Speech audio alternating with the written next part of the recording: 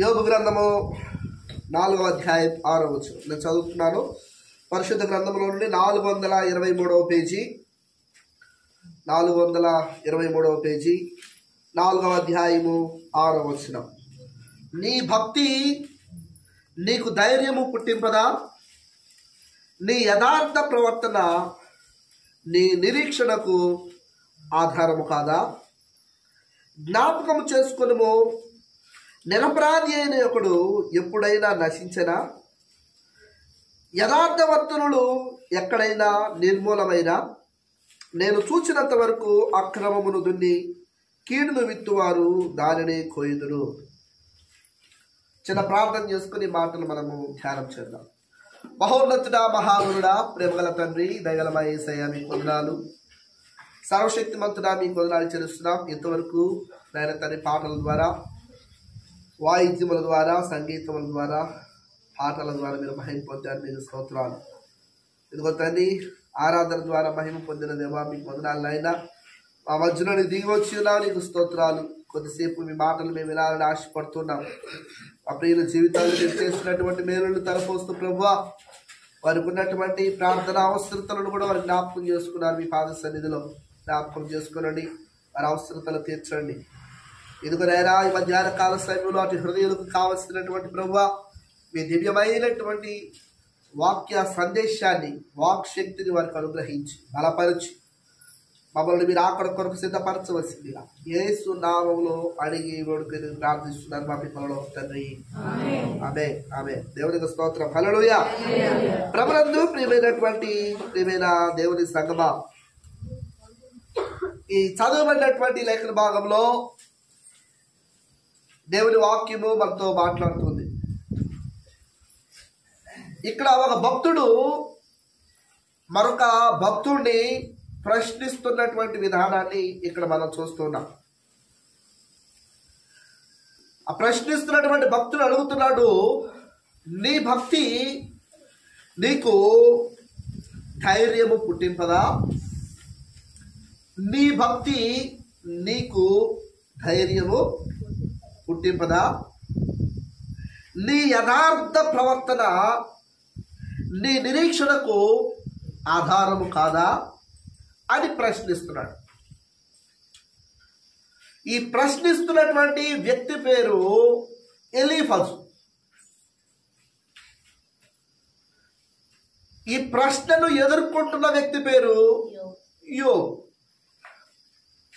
ఎందుకు ఈ మాట ఎలీఫజు యోబుని అడుగుతున్నాడు? యోబు ఎలీఫజు ద్వారా ఎందుకు ప్రశ్నింపబడుతున్నాడు అని మనం ఆలోచన చేస్తే, యోబు గురించి మనకి చాలా తెలుసు. అనేక విషయాలు యోబు భక్తుడి గురించి మనము తెలుసుకున్నాం. మనకందరికి తెలిసిన విషయమే. ఒకసారి ఆ మాటలను కూడా మనము మీకు పరిచయం చేసుకుని ముందుకు తీసుకుని వెళ్ళాలని నేను ఆశపడుతున్నాను. చూడండి, దేవుని యొక్క పరిశుద్ధ గ్రంథంలో, యోబు గ్రంథంలోని 1వ అధ్యాయము 1వ వచనం నుండి మనం చదివితే, 1వ వచనంలో చక్కని మాట చదవడం ఒకసారి. ఊజు దేశమునందు యోబు అని ఒక మనుష్యుడు ఉండెను. అతడు యథార్థవంతుడును న్యాయవంతుడునై దేవుని యందు భక్తులు కలిగి చెడుతనమును విసర్జించినవాడు. హల్లెలూయా. ఊజు దేశమందు యోబు అని ఒక మనుషుడు ఉన్నాడు. అతడు యథార్థవంతుడు న్యాయవంతుడునై దేవుని యందు భయభక్తులు కలిగి చెడుతనమును విసర్జించినవాడు అని గ్రంథకర్త అతని గురించి పరిచయం చేస్తున్నటువంటి విధానము ఇక్కడ మనం చూస్తున్నాం. ఆ తర్వాత ఆ కింద వచనాలు మనం చదువుకుంటా వస్తే, అతనికి 7 కుమారులు 3 కుమార్తెలు కలిగి ఉన్నాడు. అతనికి 7,000 గొర్రెలు, 3,000 ఒంటెలు, 500 జతల ఎడ్లు, 500 ఆడగాడిదలు కలిగి బహుమంది పనివారును అతనికి ఆస్తిగా ఉండేది కనుక తూర్పు దిక్కు జనులలో అతడే గొప్పవాడిగా ఉండేది. హల్లెలూయా. ఊజు దేశంలో కనబడుతున్నటువంటి ఆ భక్తుడు, అతని పేరు యోబు. అతడు తూర్పు దేశములన్నిటిలో కల్లా గొప్ప ధనవంతుడై ఉన్నాడు. హల్లెలూయా. ధనవంతుడై ఉన్నాడు. కొంతమందికి కొద్దిగా కలిసి వస్తే చాలు, కొద్దిగా ఆస్తి వస్తే చాలు, ఏమండి వాళ్ళని పట్టడానికి వల్లగా, ఏమండి చేతికి ఉంగరం వస్తే చాలు అది కనబడడానికి వాళ్ళు చేసే ప్రయత్నాలు.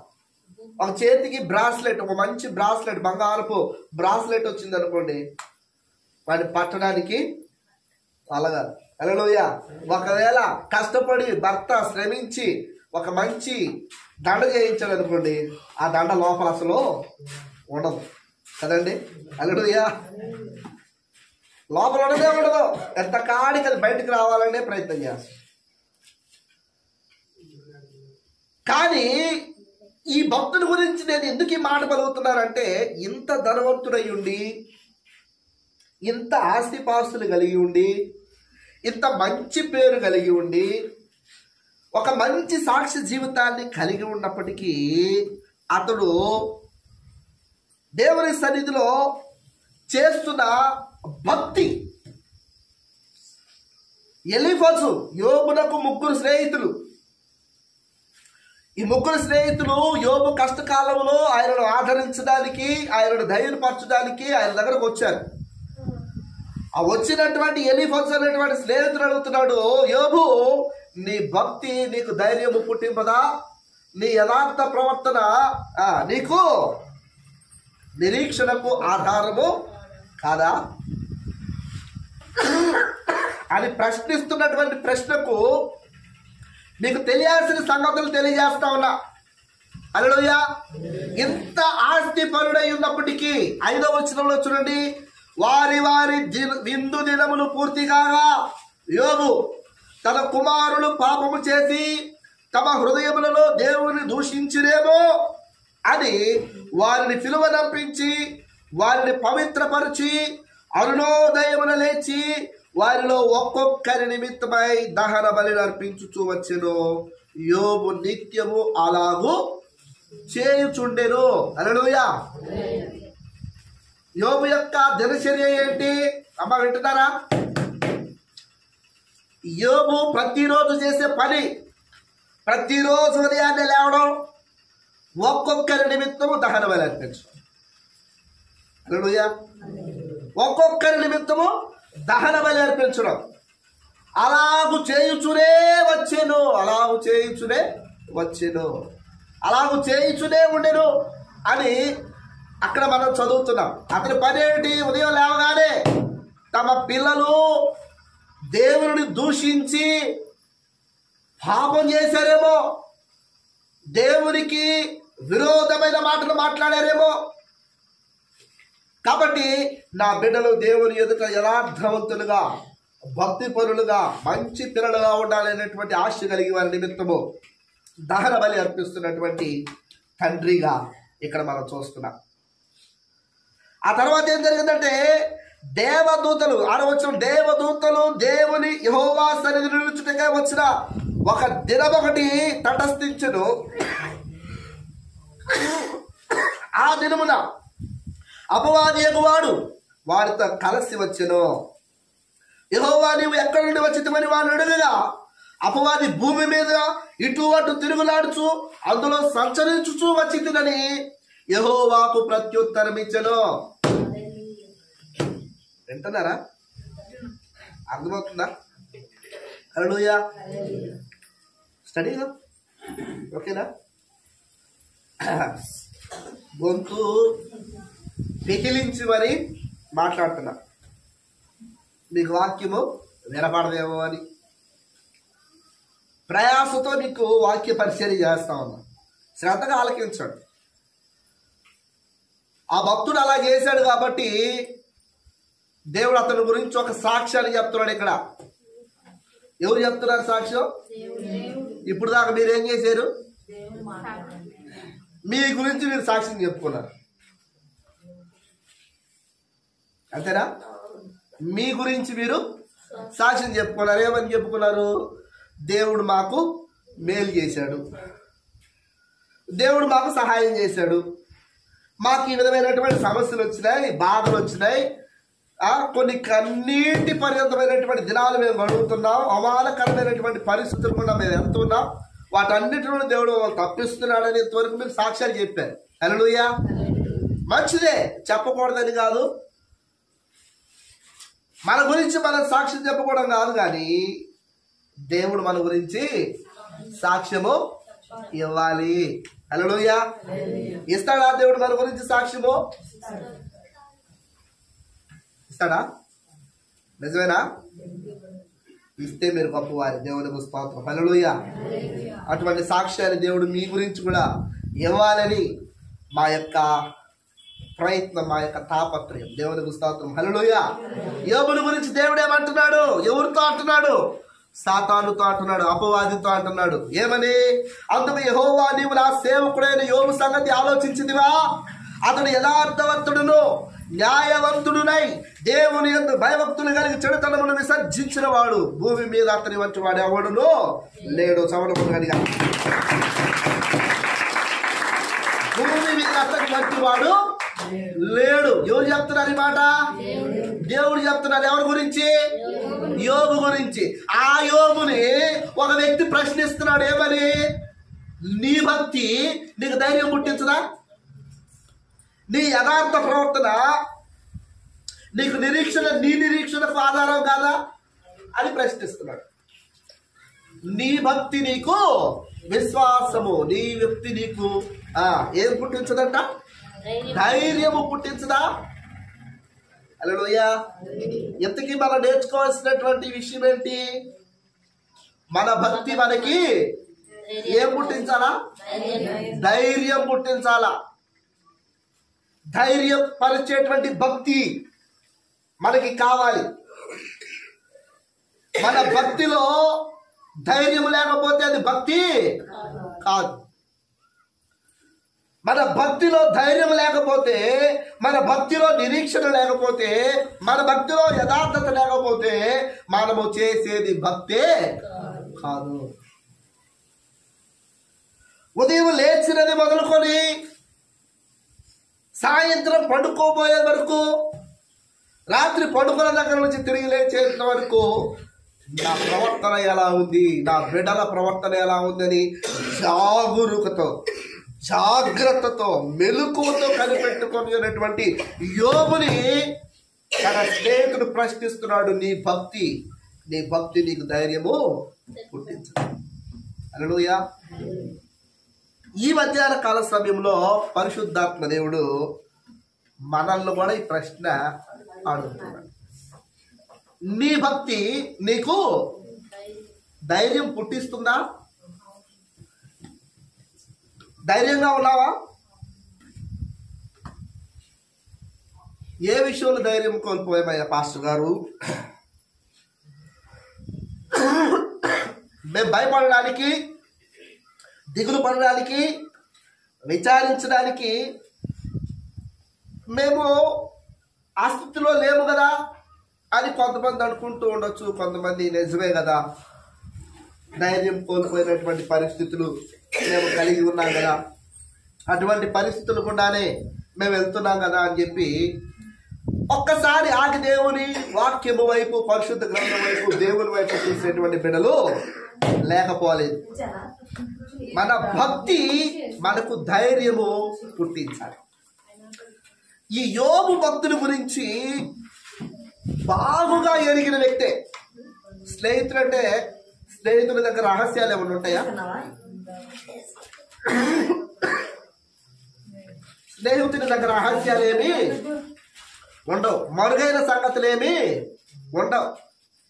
దాచిపెట్టుకునే విషయాలేమి ఉండవు కదండి.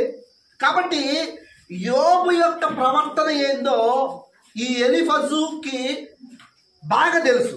హల్లెలూయా. బాగా తెలుసు. అయితే ఇతడు ప్రశ్నిస్తున్నటువంటి ఆ ప్రశ్న చూడండి. నీ భక్తి నీకు ధైర్యం పుట్టించదా? నీ యథార్థ ప్రవర్తన నీకు నిరీక్షణకు ఆధారము కాదా అని ప్రశ్నిస్తాం. హల్లెలూయా. ప్రభునందు ప్రియమైనటువంటి దేవుని బిడ్డలారా, ఈ మధ్యాహ్న కాల సమయంలో మనం నేర్చుకోవాల్సినటువంటి విషయాన్ని పరిశుద్ధ లేఖన భాగంలో నుండి మనము ధ్యానం చేద్దాం. లూకాసు వార్త 1వ అధ్యాయము చూడండి 38వ వచనం.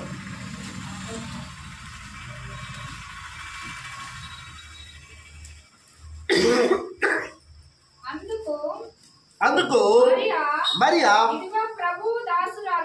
ఇదిగో ప్రభు దాసురాలను నీ మాట చొప్పున నాకు కలుగునుగాక నేను. అంతట దూత ఆమె యొద్ద నుండి వెళ్ళెను. ఆ దినములందు మరియ లేచి యూదా ప్రదేశంలోని కొండ సీమలో ఉన్న చాలు హల్లెలూయా. అందుకు మరియా ఇదిగో ప్రభు దాసురాలను నీ మాట చొప్పున నాకు జరుగునుగాక నేను. అంతటా దూత ఆమె యొద్ద నుండి వెళ్ళెను. హల్లెలూయా. ఏంటి ఈ సంఘటన? ఏంటి? దూత మరియతో మాట్లాడుతున్నటువంటి సందర్భం. దూత ఒక వర్తమానాన్ని తీసుకొని వచ్చింది. ఏమిటి ఆ వర్తమానం అంటే, మరియ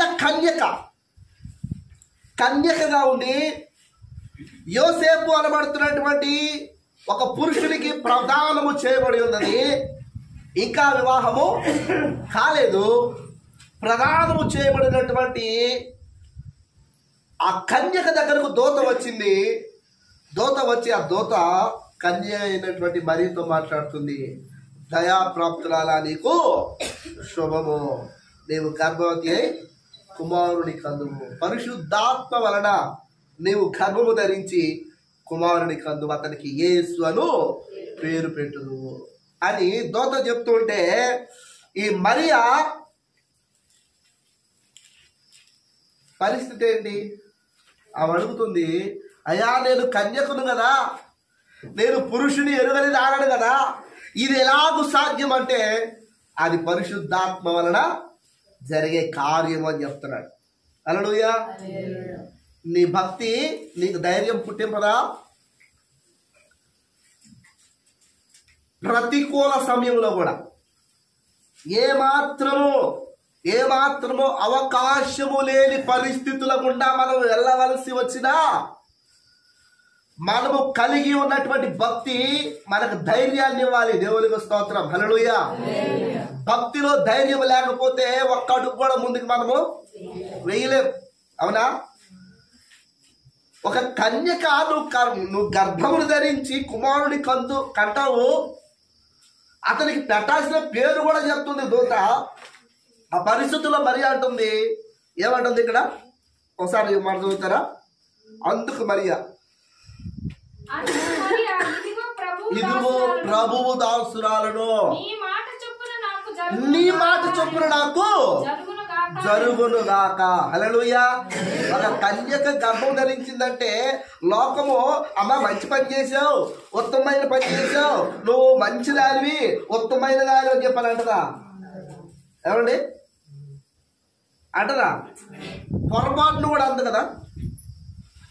ఎన్ని ప్రతికూలమైనటువంటి మాటలు, ఎన్ని అవమానకరమైనటువంటి మాటలు, ఏమండి ఎన్ని దోషకరమైనటువంటి మాటలు అది అనుభవించాల్సి ఉందో తెలీదా మరికి? ఏమా తెలీదా? తెలుసా తెలీదా? తెలుసు కాబట్టే ఆ దూతను ప్రశ్నించిందేమని, నేను కన్యకను కదా, ఇది ఎలాగూ సాధ్యమని. హల్లెలూయా. లోకం మనల్ని మంచి చేసినా దూషిస్తుంది, చెడు చేసినా దూషిస్తుంది. లోకము ఎవరిని మంచివారు అని అంటదా? హల్లెలూయా అంటదా? మీరు ఎప్పుడైనా విన్నారా? పలానా వ్యక్తి మంచివాడు అని సాక్ష్యాన్ని మీరు ఎప్పుడైనా విన్నారా? ఎప్పుడు మన మంచి బయటపడింది అంటే మనం చచ్చిన తర్వాత. అప్పుడు భయంకరమైన పెద్ద పెద్ద కోటాలు ఏర్పాటు చేసి ఇట్లాంటి పెద్ద పెద్ద మైకులు పెట్టుకొని అప్పుడు చెప్తారు. ఏమని? అప్పుడు మామూలుగా చెప్పరు. ఏమండి ఏడిసి ఏమండి ఓ పక్క సీరేసుకుంటా, ఓ పక్క తుడిసేసుకుంటా, ఏమండి అప్పుడు చెప్తారు. బతుకున్నప్పుడు చెప్తారా? పొరపాటును కూడా మంచి సాక్ష్యము రానే రాదు. మాయలోకం, పాపిష్టి లోకం. హల్లెలూయా. దుర్మార్గమైన లోకంలో మనము జీవిస్తూ ఉన్నాము. నువ్వు చేసేది మంచి పనే, కానీ మంచిని మంచిగా ఈ లోకం ఎప్పుడు గుర్తించదు. హల్లెలూయా. మరి అటువంటి ఈ లోకములో మనము జీవిస్తున్నప్పుడు మన ప్రయాణంలో అనేకమైనటువంటి అవమానాలు, దూషణలు, ఏమండి, భయంకరమైనటువంటి పరిస్థితులు కూడా మనం వెళ్ళవలసినటువంటి పరిస్థితులలో మనము ధైర్యంగా ఉండాలి. అంటే ఆ ధైర్యము నీవు చేసే భక్తి వలన నీకు రావాలి. హల్లెలూయా. రాదు, మనకి వస్తుందా? రాదు. ఒక చిన్న ఎగ్జాంపుల్ చెప్పనా? చాలా మంది బాధ కలిగిద్దాం,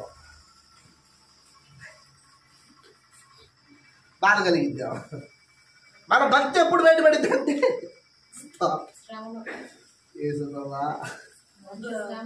నన్ను ఇప్పుడు పెట్టాడు మెరికలో చెప్తే బాధ, చెప్పకపోతే మన భక్తి ఎప్పుడు బయటపడింది అంటే మనల్ని అన్యులు పెళ్లికి పిలుస్తారు, చూసావా?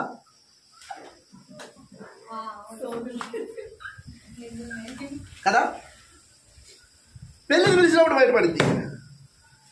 నాతోటి మా వదిన గారు ఒక సందర్భాన్ని, ఒక సంఘటనని పంచుకుంది. నేను చాలా బాధపడ్డాను. నేనే విన్నందుకు నేనే అంత బాధపడితే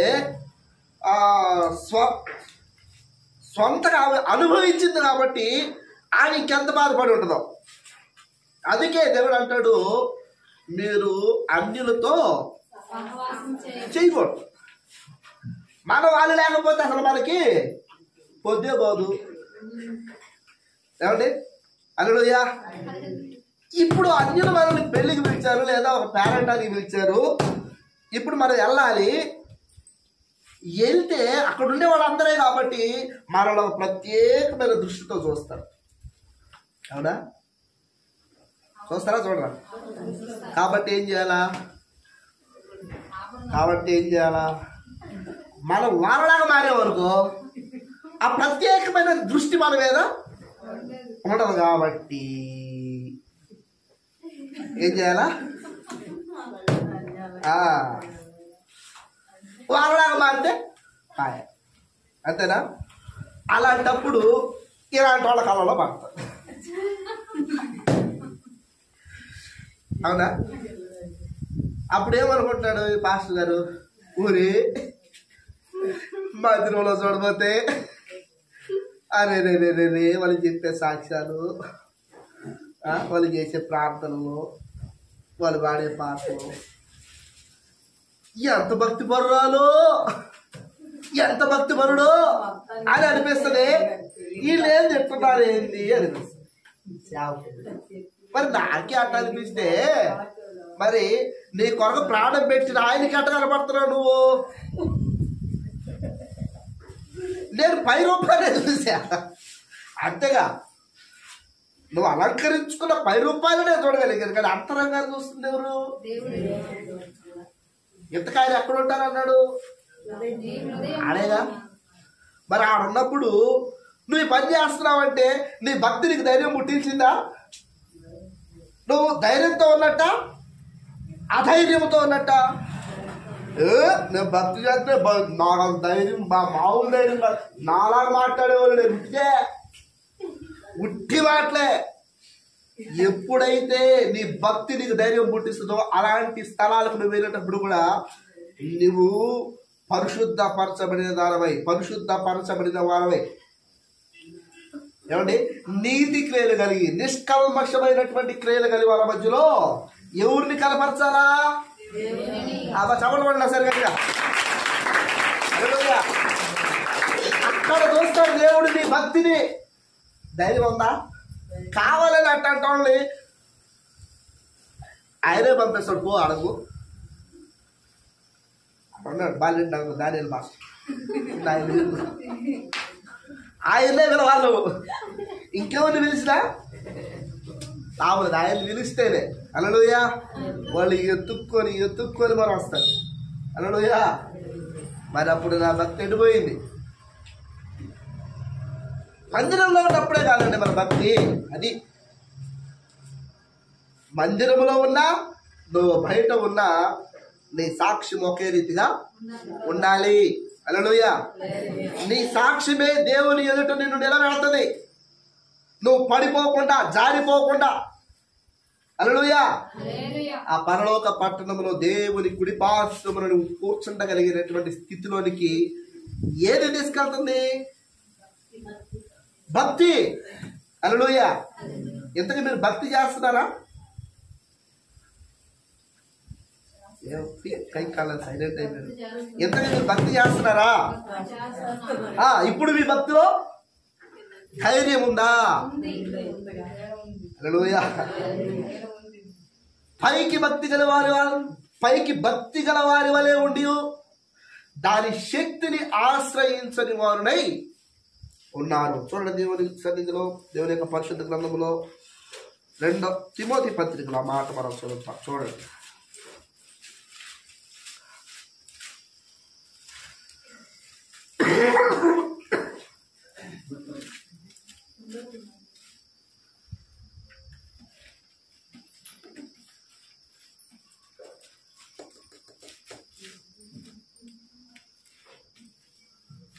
ఒకసారి చదువుతామా? 4వ అధ్యాయం 7వ వచనం చదవండి ఒకసారి. 4:7 మొదటి తిమోతి పత్రిక 4వ అధ్యాయం 7వ వచనం. అపవిత్రులైన ముసలమ్మ ముచ్చట్లను విసర్జించి దేవభక్తి విషయంలో నీవే సాధకముగా చేసుకొనుము. దేవభక్తి విషయంలో నీకు నీవే సాధకము చేసుకో. సాధకం అంటే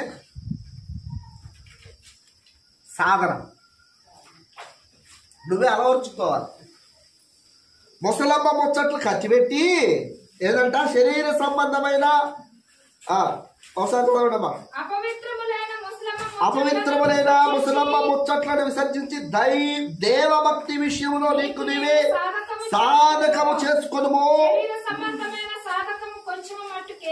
శరీర సంబంధమైన సాధకము కొంచెము మట్టికే ప్రయోజనకరమును గాని దైవభక్తి ఇప్పటి జీవము విషయంలోను రాబోవు జీవము విషయంలోను వాగ్దానముతో కూడినదైనందున అది అన్ని విషయములలో ప్రయోజనకరమవును. దేవునికి స్తోత్రం హల్లెలూయా. చూడండి దేవుని యొక్క పరిశుద్ధ గ్రంథంలో నుండి తిమోతి పత్రిక 2వ తిమోతి పత్రిక 3వ అధ్యాయం 5వ వచనం. పైకి భక్తి గల వారి వలె ఉండి దాని శక్తిని ఆశ్రయించని వారునై యుద్ధరు. హల్లెలూయా. పైకి మాత్రం భక్తి హల్లెలూయా, కానీ భక్తిలో శక్తి లేదు, భక్తిలో శక్తి లేదు. అందుకే విశ్వాస సహితమైనటువంటి మాటలు ఉండవు, ప్రార్థన ఉండదు. హల్లెలూయా. ప్రభునందు ప్రియమైనటువంటి దేవుని బిడ్డలారా, నిన్ను భక్తి పరుడుగా దేవుడు చూడాలనుకుంటున్నాడు. నిజమైన భక్తి పరుడుగా దేవుడు చూడాలనుకుంటున్నాడు, వేషధారి కాక. హల్లెలూయా. దేవుని వాక్యం సెలవిస్తా ఉంది, వ్యభిచారినైనా క్షమిస్తాను కానీ వేషధారణ క్షమించు. హల్లెలూయా. మనం ఎలా ఉన్నాము దేవుని సన్నిధిలో అనేది మనము పరిశీలన చేసుకోవాలి. లోకము వేసేటువంటి నిందలకు అవమానాలకు ఏమండి వెలివేతకు భయపడకుండా వాటిని లక్ష్య పెట్టకుండా దేవుని కొరకు నిలబడగలిగేటువంటి భక్తి హల్లెలూయా మనకు కావాలి. భర్త వద్దన్నాడనో, బిడ్డలు మారట్లేదనో, బిడ్డలు వద్దన్నారనో ఏమండి విశ్వాసాన్ని భక్తి జీవితాన్ని వదిలిపెట్టేయడము నిజమైన భక్తి కాదు. హల్లెలూయా. ఈ ప్రశ్న అడుగుతున్నటువంటి ఎలీఫజు యోబును చూసినప్పుడు యోబు పరిస్థితి ఎంత ఘోరంగా ఉంది అంటే మీకు అనేక మార్లు చెప్పా. ఎంతమంది కొడుకులంట? 7. కుమార్తెలు మొత్తం కలిపి 10 మంది. ఒకే రోజు చచ్చిపోయారు. ఒక్కళ్ళు పోతే ఎట్లా ఉంటుంది మనకి? వాన అవసరంలా, ఆ ఆలోచన రాని ఎలా ఉంటుంది? బాగుంటుందా? నిద్రపోతావా? మంచిగా నిద్ర పట్టిద్దా? ఎందుకని? ఒక్కరిని కూడా కోల్పోవడం మనకి ఇష్టం లేదు, నచ్చదు. హల్లెలూయా. 10 మంది ఒకేసారి చచ్చిపోయారు. అదే రోజు ఆస్తిపాసులన్నీ పోయినాయి. అంటే మేకలు 500 గొర్రెలు, 500 ఎడ్లు, ఏమండి 500 ఆడుగాడిదలు, ఒంటెలు అన్నీ ఒకే దినమందు పోయినాయి. ఇంకెలా ఉంటుంది? నిశ్చేష్టుడై నిలబడిపోయాడు. తనకు కలిగినటువంటి ఆ విపత్తు ఆపదల సమయంలో అతడు ఏమీ ఆలోచన చేయలేనటువంటి పరిస్థితిలో అతడు ఉండిపోయాడు. అతడు అంటున్నాడు ఒక మాట, దేవుడిచ్చాడు, దేవుడే, దేవునికే మహిమ కలుగునుగా. దేవునికి స్తోత్రం. హల్లెలూయా, హల్లెలూయా. ఏదైనా చిన్న బాధ కలిగిందనుకో, చిన్న రోగం వచ్చిందనుకో, ఏమండి ఆగకుండా దగ్గు చాలు, ఆగకుండా తుమ్ము చాలు. ఏం దేవుడు అబ్బా ఈ దేవుడు నమ్ముకొని ఏ సుఖం నాకు? ఈ తుమ్ములు బాలేదే, ఈ దేవుడు నమ్ముకున్న ఈ దగ్గు బాలేదే, ఈ దేవుడు నమ్ముకున్న నాకు వచ్చినటువంటి దొరల బాలేదే. కాడమా గగ్గోలు పెట్టి ఏడుస్తాం. కనబెట్టాలి కాబట్టి చెప్పుకుంటాం కదా. మరి ఈ పరిస్థితి ఏంటి? గుండెలు బద్దలైపోయింది, సమస్తమును కోల్పోయాడు. ఇప్పుడు భార్య కూడా అంటుంది, ఎట్లాంటి బతుకుపోతే ఊరేసుకొని సాగకూడదు. ఎవరు అంటుంది?